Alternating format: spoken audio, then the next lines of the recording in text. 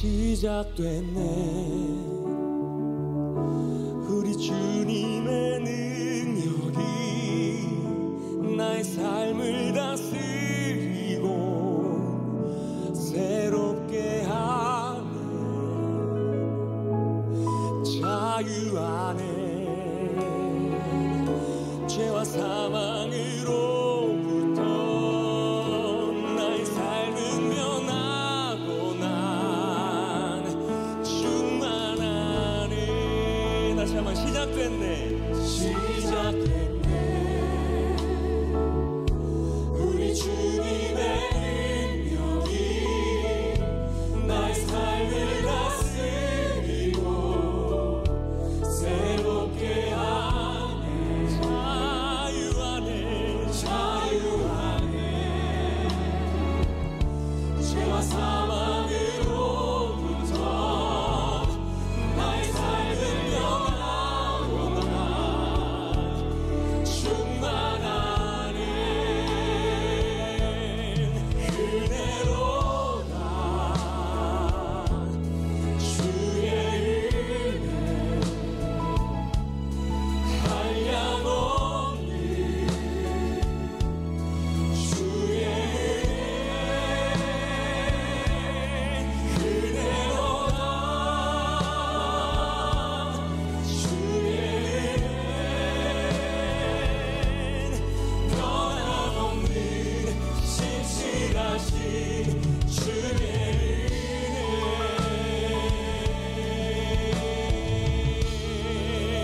시작됐네.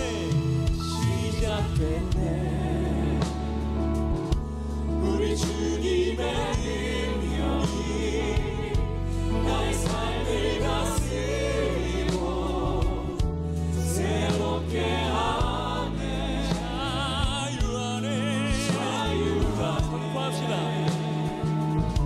죄와 사망으로부터 나의 삶을 변하고 난 충만하네. 은혜로다 은혜로다 은혜로다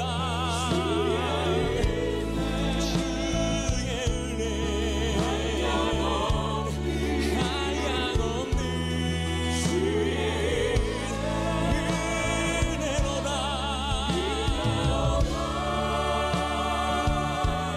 주의 은혜 변함없는 신실하신 주. 다시 한번 그 은혜를 사모하시면서 은혜로다 은혜로다 은혜로다 주의 은혜 한량없는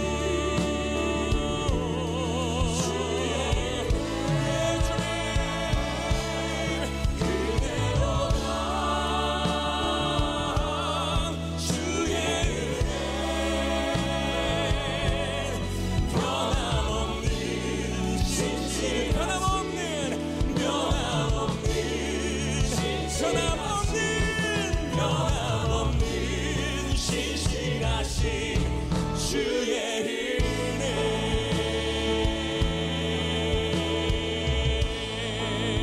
6월절 어린 양의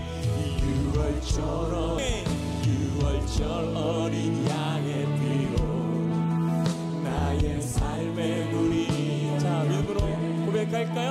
저 어둠의 권세 힘이 없네. 주 보혈의 능력으로 원수가 날 정죄할 때 더 이상 넘어지지 않네.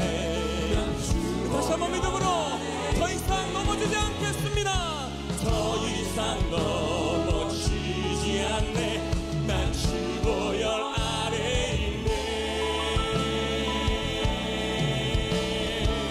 오늘도 우리를 그 보혈의 능력으로 살아가게 하시고 승리케 하신 주님 앞에 영원한 감사와 영광의 박수 올려드리겠습니다. 할렐루야.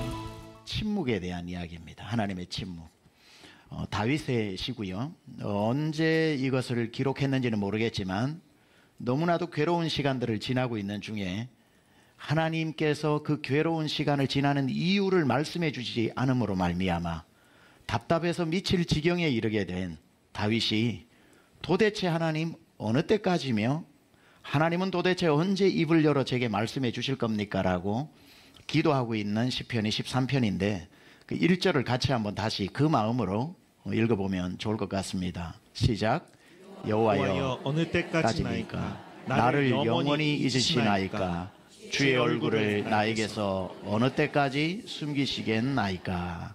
여호와여 어느 때까지니까 나를 영원히 잊으시나이까 주의 얼굴을 나에게서 어느 때까지 숨기시겠나이까. 혹시 이런 마음을 가지고 요즘 살아가고 있다면 연말도 되고 있는데 올해도 하나님이 내 기도 응답 안 하시려나, 하나님이 올해도 내가 수년째 해오던 기도를 못 들으시고 침묵하시려나, 이런 시간들을 혹시 하나님의 침묵에 대해서 여러분이 요즘 많이 묵상을 하든지 그러한 시간들을 보내고 있다면 오늘 이 말씀 한번 하나님의 침묵에 대해서 여러분하고 좀 나누려고 합니다. 제목이 그래서 하나님이 침묵하실 때, When God is silent, 하나님이 침묵하실 때. 우리는 신앙생활을 하다가 막 하나님이 말씀을 많이 하실 때가 있어요. 막 기도하면은 막 감동이 오고, 기도하면은 금방 놀래야 될지 분별력이 생기고, 또 예배 와서 앉아서 설교를 하면 전부 나에게 주시는 말씀 같고, 그게 하나님이 말씀하시는 거거든요. 그러니까 하나님은 여러분에게 누구야우야우야 술래야우야 이렇게 말씀을 잘 안 하시고, 영수나우라 이렇게 잘 말씀 안 하시고, 하나님은 다양하게 말씀을 하실 때 설교 기도하다가 감동으로 말씀하실 때도 있고, 아니면 성경을 읽는데 전부 어쩜 이렇게 다 나에게 주시는 말씀일까. 성경을 읽다가 하나도 건질 게 없을 때가 있어요, 우리가 살다 보면. 근데 펴는 족족마다 다 나에게 주시는 말씀이라서 딱 열었는데 뭐 가론 유다가 목매어 죽었더라 막 이렇게 나도 이게 안 돼 막 넘겨가지고 또 즉시 행하라 막 그래서 이게 뭐야 이게 우리가 하나님의 말씀이 막 나에게 다가올 때, 그리고 설교에 왔는데 여러분 아무리 천하의 좋은 설교가 여기에서 준비되어져서 전해져도 귀에 하나도 안 들어올 때가 있어요.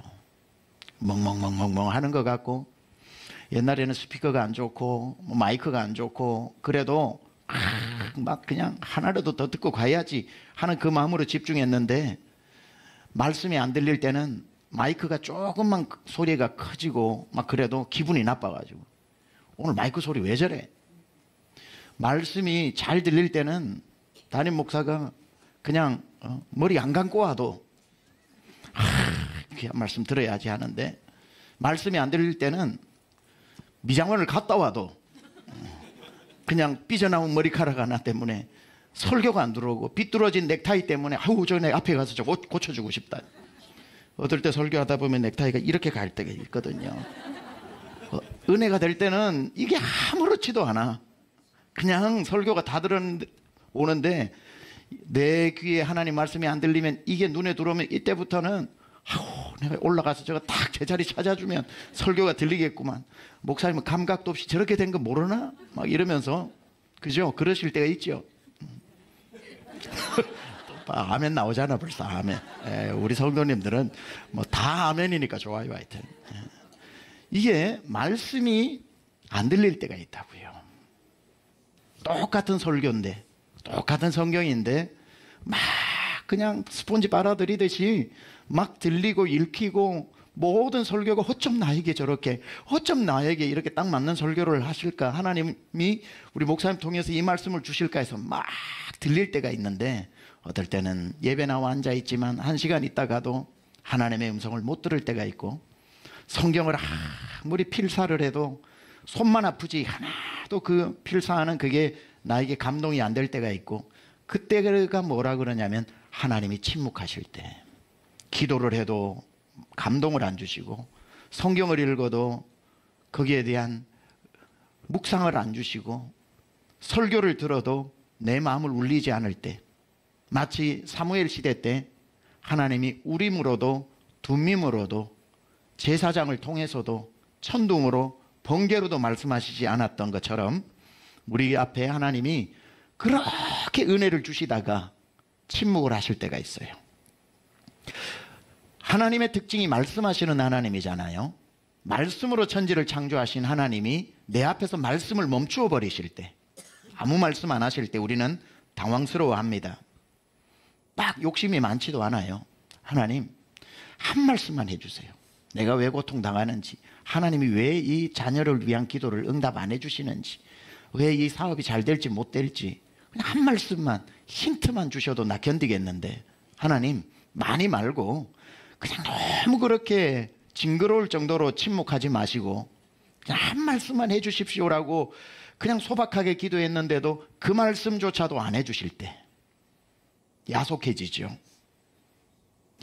일본의 시인 중에 미즈노 겐조라고 하는 시인이 있습니다. 이분은 11살 때 전신마비가 와서 36년간 누워 지내야 했는데, 그가 왜 내게 전신마비가 왔고 하나님은 내게 이렇게 이런 상황을 허락하셨고 나는 하나님 앞에 그 이유를 물었으나 하나님이 아무 말씀도 하지 않아서 이런 시를 적었어요. 하나님, 오늘도 말씀해 주세요. 단 한마디뿐이어도 좋습니다. 내 마음은 작아서 많이 주셔도 넘쳐버려 아까우니까요. 많이 안 주셔도 됩니다. 밴댕이 소갈딱지만한 내 이 마음에 많이 주셔도 다 넘쳐버릴 거니까 나 욕심 안 부릴게요. 그냥 한 말씀이라도 해주세요. 왜 내게 이런 일이 일어났는지. 하나님, 한 말씀이면 난 만족할 테니까 한 말씀만 해달라고 해도 하나님은 말씀을 안 하시더라는 거예요. 그런데 우리는 하나님의 침묵을 아무 말씀도 하지 않는 것으로 해석을 하는 경향이 있는데, 제가 굉장히 좋아하는 여성 신학자 중에 바바라 브라운 테일러라고 하는 듀크 대학교의 교수가 있습니다. 바바라 브라운 테일러는 어둠 속을 걷는 법이라고 하는 책에 정말 제 마음을 쿵 때리는 말 한마디를 거기에 써놓았어요. 하나님의 침묵은 1000개의 언어다, 이렇게 그분은 썼어요. 우리가 어둠 속을 걸을 때가 있어요. 영적으로 어둠은 침묵하고 굉장히 유사한 단어죠. 어둠 속은 깜깜한 밤에는 세상의 소리가 다 침묵 가운데 묻히잖아요. 그 침묵 속에서 이 바바라 브라운 테일러는 오히려 하나님은 침묵이라는 방법을 통해 1000가지 말씀을 하신다는 거죠. 누구는 침묵을 침묵으로 여겨 아무 말씀도 안 하신다고 생각하지만, 누군가는 침묵 속에 들려오는 하나님의 1000가지 음성을 듣는 사람도 있더라는 거죠. 제가 기도라는 책, 오스왈드 챔버스, 아까 기도할 때도 최고의 하나님께 최선의 예배를, My Utmost for His Highest라고 하는 책을 쓴, 주님은 나의 최고봉이라고 하는 책을 쓴 오스왈드 챔버스가 이런 멋진 말을 했습니다. 하나님께서 침묵하셔도 불안하지 않을 정도로 당신은 그분과 친밀한가? 참 멋진 묵상에서 나온 말인데요. 하나님께서 나에 대해서 침묵하셔도 내 마음이 불안해하지 않을 만큼 당신은 그분과 친밀한가? 여러분, 어떤 누구를 만날 때 뭐 커피숍에서 만나든지 뭐 부부라도 좋아요. 처음 만났는데 침묵이 굉장히 어색한 관계가 있죠. 그래서 나가서 무슨 말 하지? 하다가 대화가 끊기면 그 침묵의 시간이 너무 어색하고, 그래서 많이 준비해서 나가가지고 쉴 새 없이 얘기하고 뭐 그렇게 얘기하고 와야 제대로 어색하지 않고 돌아온 것 같은. 그래서 누구를 만날 때에 자꾸 머릿속으로 무슨 얘기하지 한다면 여러분은 만나고 있는 그 사람하고 안 친하다는 뜻이에요. 무슨 말을 해야 될지를 고민한다는 건 아직 관계가 깊어지지 않았다는 거거든요. 진짜 친한 친구를 만나러 갈 때 무슨 이야기 할지 고민하고 가는 사람 없죠. 그냥 커피 한잔 해가지고 왔냐 그러고 앉아가지고 지 할 거 계속 하고 있어도 서로 뭐 그게 어색하지 않는, 그러다가 배고프냐 밥 먹으러 갈까? 그러면 가자. 그러고 그냥 가는, 1시간 동안 앉아 있었는데 아무 말 하지 않아도 전혀 어색하지 않은, 침묵이 낯설지 않는, 침묵이 당황스럽지 않는. 여러분, 부부끼리 계속 할 말을 생각해야 됩니까? 우리 남편 퇴근하면 나 무슨 말을 하지? 자기 전까지 이 말을 하고, 오케이, 7시에서 8시까지는 이 주제로 하고, 8시부터 9시까지는 저 주제로 하고, 9시부터 9시 반까지는 이 주제로 하고, 10시면 무조건 불 끄고 자야지. 매일매일 그렇게 생각하면 그 부부는 안 건강한 겁니다. 그렇죠? 부부간의 대화를 생각하지 않는다는 건 그만큼 친밀하다는 거예요.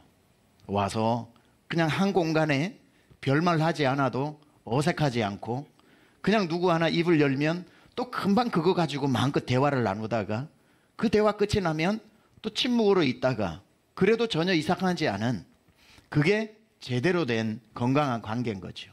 함께 텔레비전을 보다가 그냥 계속 침묵하다가 남편이 그 뉴스를 보고 정치인 한 명을 욕하기 시작하면 같이 욕하다가, 또 끝나고 나면 같이 있다가, 뭐 저녁 시간 그렇게 보내는 침묵이 허용되는 관계, 침묵이 서로에게 미안하지 않은 것, 이건 관계가 깊어졌다는 뜻이죠. 오스왈드 챔버스의 말이 그겁니다. 하나님께서 당신에게 침묵하셔도 불안하지 않을 정도로 당신은 그분과 친밀한가? 여러분이 하나님이 계속 여러분에게 말해주기를 원한다면, 또는 여러분이 기도할 때에 쉴 새 없이 내 말을 하나님께 해야만 하나님이 날 들어주신다 생각한다면 아직 하나님과 깊은 관계가 아니라는 거죠. 때로는 1시간 동안 기도할 때 가만 나는 침묵하고 하나님의 음성을 들을 수도 있고, 때로는 내가 너무 급해서 1시간 동안 쏟아내어도 하나님 별말 없으셔도 그게 서운하지 않는, 침묵의 여유분을 남겨놓는 관계는 신뢰의 관계인 거죠. 자, 그래서 하나님이 우리 인생 앞에 왜 이렇게 침묵하실까? 침묵에 대한 이유를 몇 가지 여러분하고 소개해 보려고 합니다. 첫 번째, 하나님의 침묵은 기다리라는 뜻입니다. 하나님의 침묵은 기다리라는 뜻이에요. 여러분이 계속 하나님 앞에 간절하게 기도했는데 하나님이 별말 없으실 때가 있죠. 하나님 응답 안 해주실 때가 있죠. 그게 침묵 아닙니까? 그렇죠? 나는 기도했는데 왜 하나님이 성경으로 미리 말씀을 해주시든지, 두려워 말라 내가 너와 함께합니다 하시든지, 아니면 설교를 통해 가지고 조금만 더 기다리라 이렇게 말씀해 주신다든지, 오늘 말씀해 주고 계시네요. 하나님이 여러분에게 드디어 이 설교를 통해서 그렇게 하나님이 말씀하시면 좋겠는데, 하나님이 묵묵부답이실 때, 나는 기도했는데 하나님이 아무런 역사의 증거를 보여주시지 않을 때는 하나님이 기다리고 있으라고 하는, 아직 나의 때가 이르지 않았다라고 하시는 뜻이죠. 하나님의 침묵은 하나님의 때가 되지 않았다는 뜻입니다. 성경에 보면 마르다와 마리아의 오빠 나사로가 죽었죠. 나사로가 죽었을 때에 사람을 보내어 예수님을 모셔옵니다. 그렇죠? 그럼 나사로와 예수님이 너무너무 친한 사이였으니까 금방 달려와야 될 것 같은데 예수님이 안 달려오셔요. 그리고는 급기야 안 달려오신 것 때문에 나사로가 죽게 되죠. 죽었을 때 나흘째 되던 날 예수님이 그 집을 찾아오십니다. 마리아 마르다에게 있어서는 너무 서운한 거예요. 너무 서운하죠. 나는 부탁을 했는데 평상시에 뭐 예수님한테 해드린 밥이 몇 끼인데, 우리 집에 올 때마다 밥상 차리고, 신발 해주면 신발 해드리고, 옷이 헤어지면 옷 키워드리고 새로 맞춰드리고 한 게 얼만데, 아니 우리 오빠가 남도 아니고 절친인데, 요즘 말로 베프인데 베프, 아니 어떻게 베프가 베스트 프렌드가 죽게 되었는데 이렇게 안 오시나? 그 예수님의 어떤 퉁명스러운 뭐 친구 나사로가 죽어간다고? 그게 뭐 하고는 안 가셔? 너무 서운한 거죠. 너무 서운한 거죠. 그래서 죽고 난 뒤에야 비로소 문을 열고 들어오는 예수님을 보고 마르다와 마리아가 뭐라 그럽니까? 주께서 여기 계셨더라면 우리 오라버니가 죽지 않았을 거 아닙니까? 이제 와서 뭐합니까? 라고 그 서운함을 막 쏟아내죠. 마리아는 마리아식으로, 마르다는 마르다식으로. 왜 하나님은 마리아와 마르다가 보냈을 때 그래 하고 바로 응답해 주시지 않으셨을까요? 여기는 하나님이 이걸 통해서 이루고 싶은 하나님의 큰 뜻이 있으신 거죠. 나의 시간과 하나님이 원하는 시간이 다른 거죠. 나는 지금인데 침묵하셨다는 건 우리 주님이 너는 지금인지 몰라도 나는 지금이 아니야. 나는 더 나은 때를 준비하고 있어. 그리고 너는 오셔서 죽은 나사로를 무덤에서 꺼내 살려주시죠. 여기에서 마르다와 마리아가 원하는 건 우리 오빠의 병을 고쳐주는 거라면 주님이 원하시는 건 죽은 자를 살리는 겁니다. 아픈 사람 고치는 능력과 죽은 자를 살리는 능력은 하늘과 땅 차이인 겁니다. 그저 아팠는데 고쳐줬을 때에 드러나는 하나님의 영광과 죽었을 때에 살아나는 하나님의 영광이 얼마나 다른지 몰라요. 그래서 이번에 설교 세미나 때 어떤 전도사님이 이 얘기를 하면서 하나님이 별말 없으실 때, 하나님이 내 얘기를 할 때 별말 없으실 때 하나님은 더 큰 뜻을 준비하고 계신다는 걸 기억해야 된다고 이야기했는데 참 공감이 되었습니다. 그래요. 나는 지금이지만, 그래서 사람을 보냈지만 예수님은 지금이 아니라고 할 때 실망할 필요가 없는 게, 나는 아픈 걸 치료하는 거지만 우리 주님은 죽은 자를 살리는 더 큰 뜻을 가지고 계시는구나. 그래서 예수님이 다 아시면서도, 날 그토록 사랑하시면서도 미루시고 침묵하실 때는 앞으로 우리가 짐작하자고요. 더 나은 때를 준비하고 계시는구나. 더 멋진 때를 준비하고 계시는구나. 똑같은 이야기가 요한복음 2장에 가면 나오죠. 가나의 혼인잔치에 예수님이 초청받으셨다고요. 가만보리가 그 집에 그 혼인 예식을 예수님의 어머니가 주도적으로 참여하는 것을 봐서는 친척이라고요. 그러면 첫날부터 오셔야죠. 예수님이 초청도 받았는데, 그냥 초청도 안 받았는데 오는 게 아니라 초청을 받았는데 예수님은 첫날부터 안 오셔요. 이 주인네가 친척인데 와서 돕든지 와서 참여하든지, 그래도 잔치집에 사람이 많아야 되는데, 일손이 필요한데 엄마는 왔는데 아들이 안 와. 그 초청의 거부를 경험했을 때에 서운할 수가 있는 거예요. 서운하죠. 우리 집 무시하는 거야. 뭐야? 우리 집 먹을 거 없는 집이라고 생각해서 안 오나? 왜 예수는 이 집 저 집 보니까 초청하면 가서 죄인들의 집에도 들어가서 잘 먹고 그러더구만. 왜 우리 집은 안 오는 거야? 청함에 대한 거절, 그 침묵에 대해서 서운할 수도 있어요.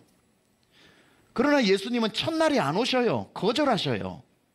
그리고 사흘째 되던 날 수요일 날 오셔요. 왜 오라는 날 안 오시고 기대도 안 했는 날 딱 등장하실까요? 그날 포도주가 떨어지는 날이니까. 예수님은 포도주를 드시기 위해 오시는 분이 아니라 물로 포도주를 만들기 위해 오시는 분이라는 거예요. 그 집에 위기가 있을 때, 가장 필요할 때, 가장 예수님이 필요한 시간, 가장 창조주의 역사를 보여줄 수 있는 하나님의 영광이 드러나는 시간으로 예수님은 시간 조절을 하고 계셨다는 거예요. 우리는 첫날이라고 외치지만 주님은 침묵하시면서 속으로 뭐라 그러시냐면, 난 첫날이 아니라 셋째 날, 우리 오빠가 지금 살릴 수 있는 마지막 숨이 붙어있는 오늘입니다고 할 때 우리 주님은 아니야, 나흘 뒤. 주님이 침묵하실 때는 우리가 생각하는 것보다 훨씬 좋은 시간을 준비하고 계시고, 우리 주님은 반드시 그 시간에 등장하시는 겁니다.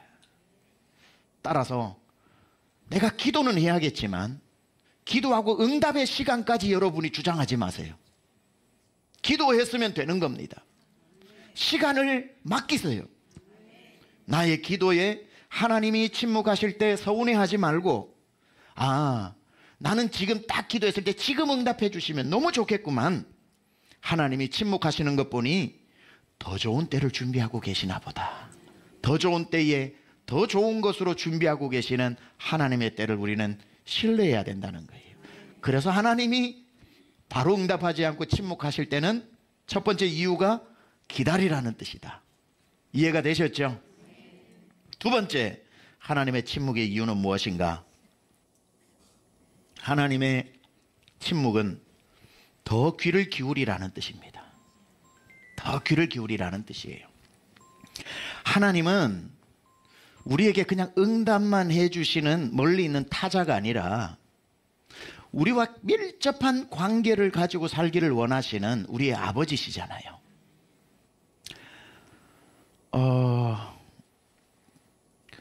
여러분의 자녀들이 명절이 되어서 찾아오는 게 좋나요? 계좌로 돈 보내는 게 좋나요? 요즘은 많이 바뀌어가지고 뭐 꽃 들고 오는 거, 야 꽃으로 퉁칠 생각하지 마라, 돈이 최고다, 뭐 그렇게 해서 이게 적절한 예완제는 모르겠습니다. 물론 내일 저녁은 또 저희 부친 기일이라서 추도 예배 인도하러 제가 내려가는데 가서 또 어머님 뵙고 해야 되겠죠. 뭐 내일 오후에 갔다 내일 밤에 와야 됩니다만은, 우리 주님은 여러분과 멀리 계시기를 원치 않으셔요. 자녀가 찾아오는 걸 좋아하잖아요. 와서 안부도 묻고 아랫목도 만져보고 농도 열어서 계절옷이 어떻게 제대로 있는지도 보고 냉장고도 열어서 잘 드시는지도 보고 이렇게 한번 마사지도 해주면서 어디 몸이 축나진 않았는지도 해보고, 제대로 보내드린 약 안 드셨으면은 아들, 딸한테 꾸지람도 들어보고, 그게 사는 맛 아닙니까? 그렇죠? 엄마 돈 보냈으니까 그렇게 하세요 하는 것보다, 안 보내는 것보다 훨씬 낫지만, 아니면 아예 오는 것보다 100배 나을 만큼 어마어마하게 보내든지. 그래서 저희 어머니는 전화만 하면 늘 아프다 그러셔요. 누님한테 전화해보면, 걱정돼서 해보면 괜찮다 그래요. 엄마 괜찮다 동생, 걱정하지 말고 목회에 집중하면 되고, 울산은 아무 신경 쓰지 말라고 형님 누님 다 그 얘기하고, 어머님한테 전화하면 안 아픈 데가 없다. 어제도 가다가 구부러져가 뭐 놀래가지고 누님한테 전화하면 병원 갔다 왔는데 멀쩡하다 하더라. 그게 뭐죠? 어머니 부르는 소리죠. 네 보고 싶다 이 소리잖아요. 목회자는 뭐 부려잡니다. 뭐 1년에, 저는 미국에 있어서 울산 못 내려가는 줄 알았어요. 아니더라고요. 서울에 와도 울산 못 내려가요. 똑같아요. 미국에 있을 때도 집회가 있어서 1년에 한두 번 한국 나올 때는 오히려 꼭꼭 찾아갔어요. 미국에서까지 왔으니까. 여기서는 명절이라고 목회자가 다 자기 집 찾아갈 수 없잖아요. 그 트래픽 잼 때문에 길에서 뭐 다 버리고 주말 준비 어떻게 합니까? 그 어머니가 뭐 서운하다고 안 하셔요. 목회를 이해하시니까. 그래도 찾아오는 자녀만큼 좋은 게 어디 있겠습니까? 그렇죠? 아무리 계좌로 쏴드린다 그래도 찾아오는 게 낫죠. 우리 주님이 그런 겁니다. 우리 주님이 한 말씀만 해주십시오라고 해서 주님이 너 그 문제는 언제 해결될 거야 하고 크게 말씀하시면 우리 멀찍이 서가지고 하나님 음성 듣고는 알겠습니다 하고 하나님께 가까이 안 나가요. 그래서 우리 주님은 말씀하실 때 거의 10번 중에 9번은 들릴 듯 말 듯 속삭이셔요. 언제 응답해 주냐며. 그러면 예? 언제 응답해 주냐며. 예? 언제 응답해 주냐며. 예? 안 들리니까 주님께로 더 가까이 가는 거예요. 주님께 더 가까이 가는 거예요. 주님이 다 올 때까지 큰 소리로 말씀 안 하셔요. 멀리서 들으면 침묵으로 들릴 정도로. 왜 우리 주님은 속 시원하게 한번 큰 소리로 해주시면 얼마나 좋아. 왜 말씀을 안 하고 늘 세미한 음성으로 천둥으로 한번 말씀해 주시면 얼마나 좋고, 지진으로 말씀하시면 얼마나 좋고, 강풍으로 내게 한번 시원하게 말씀하시면 얼마나 속 시원해. 엘리야가 그걸 원했는데 땅이 갈라지는데도 주님은 거기 안 계시고, 바람이 태풍이 부는데도 안 계시고, 우르릉 쾅쾅 천둥이 치는데도 주님 거기 안 계시고, 다 지난 다음에 세미한 음성에 엘리야에게 말씀하시는 주님. 무슨 뜻입니까? 엘리야야, 나는 네가 내 세미한 음성도 들을 수 있을 만큼 가까이 있었으면 좋겠다. 나랑 거리두기 안 했으면 좋겠다. 언제든지 작게 얘기해도 나에게 딱 붙어 있어서 잘 알아듣는, 그렇게 나랑 가까이 있었으면 좋겠다. 자녀가 멀리서 전화 한 통 하는 것도 아니고, 부모가 멀리 자녀의 전화 한 통 하는 게 아니라 가까이서 그냥 주저리 얘기해도 뭐 못할 말 없이 다 하는, 가까이 있을 때에 더 관계가 더 좋아지는 것처럼 주님이 거기 있어 뭐 기도하러도 오지 마, 내가 그냥 쏴줄게, 하나님이 응답을 쏴주신다고, 야 응답됐다고 한들 하나님하고 여러분의 관계가 좋아질 리가 없죠. 그냥 필요할 때나 그냥 찾아오는 정도의 관계, 주님 그걸 원치 않는 거예요. 하나님 능력이 있으시니까 다 응답해 주실 수 있지만, 하나님이 침묵 또는 아무리 말씀하셔도 들리지 않을 정도로 작게 이야기하신 이유는 뭐냐면, 그러니까 들릴 만큼 가까이 와. 들릴 만큼 가까이 와. 너 요즘 나랑 너무 멀리 있는 것 같아. 바쁘다고 나 안 찾아오는 것 같아. 기도하는 시간에 왔다가 너 기도하고 난 뒤에 내가 왜냐면 하고 말을 응답을 해주려고 하니까 일어나서 가버려. 기도 시간이 너무 짧아. 나는 너에게 항상 말했는데 너는 항상 내가 말할 때는 일어나 가더라.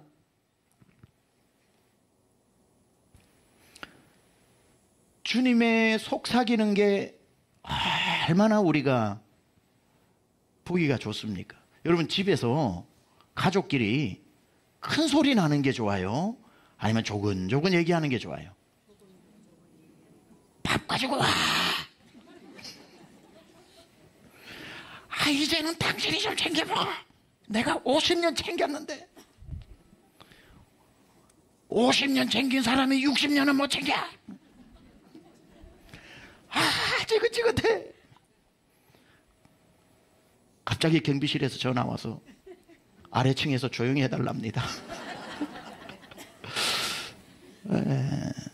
엄마, 아이들이 그러고 부모가 누구야 하고 소리쳐서 겨우 들리는 집안이 아니라, 밥 먹으러 와라, 엄마 학교 갔다 올게요, 여보 오늘 별일 없었어, 여보 오늘 밖에서는 뭐 별일 없고요, 조근조근 이야기해도 다 통하는 집이 복된 집이죠. 우리가 하나님한테 또는 하나님이 우리에게 소리를 질러야만 들린다면 뭐 좀 잘못되고 있는 것 같아요. 누구야 요즘 잘 살고 있니? 내가 성경으로 너에게 말하려고 12가지 준비해놨는데 요즘 성경을 안 피니까 말을 못하는, 내가 너에게 말을 못 해주겠다. 내가 너 꼭 필요한 그거 최 목사 입을 통해서 설교 때 해주려고 그랬는데 그때마다 넌 꼭 빠지더라. 우리 주님이 조금 말씀하셔서, 그랬군요 주님, 말씀 안 하시는 줄 알았는데 제가 못 들은 거군요. 더 가까이 나가야 되겠네요. 말씀의 자리에 좀 더 가까이 나가고 성경을 좀 더 가까이 해서 외쳐야만 들리는 게 아니라 속삭여도 들리는 만큼 주님 제가 더 가까이 갈게요. 소리가 작아질수록 더 친한 겁니다. 연애하는 남녀 커플을 보세요. 커피숍 가가지고 큰 소리로 대화하는 연인이 없어요. 그냥 붙어가지고 둘이 옆 사람 들을까봐, 자기들 대화 들을까봐, 그 뭐 큰 비밀이라고 옆에 사람이 뭐 안 들려 큰 소리로 이러지 않죠. 그거 보면 얼마나 이뻐 보여요. 그냥 참 데이트할 때 다 여러분 그러셨잖아요. 지금이야 다 목소리 커지셨지만 그때 목소리 다 가까울수록 목소리가 적어지는 겁니다. 그렇죠? 둘만에 나누는 대화. 우리 주님이 침묵하시는 게 아니라 작게 말씀하시는 거예요. 왜냐하면 가까이 와서 우리 얘기를 나누자고. 좀 주님께 가까이 갑시다. 주님께 가까이 갑시다. 김원희 원로장님 감기 많이 나으셨습니까? 독감 때문에 고생하셨는데. 예. 세 번째, 하나님이 침묵하시는 이유는 뭐냐면 하나님의 침묵은 당신이 잘하고 있다는 뜻입니다.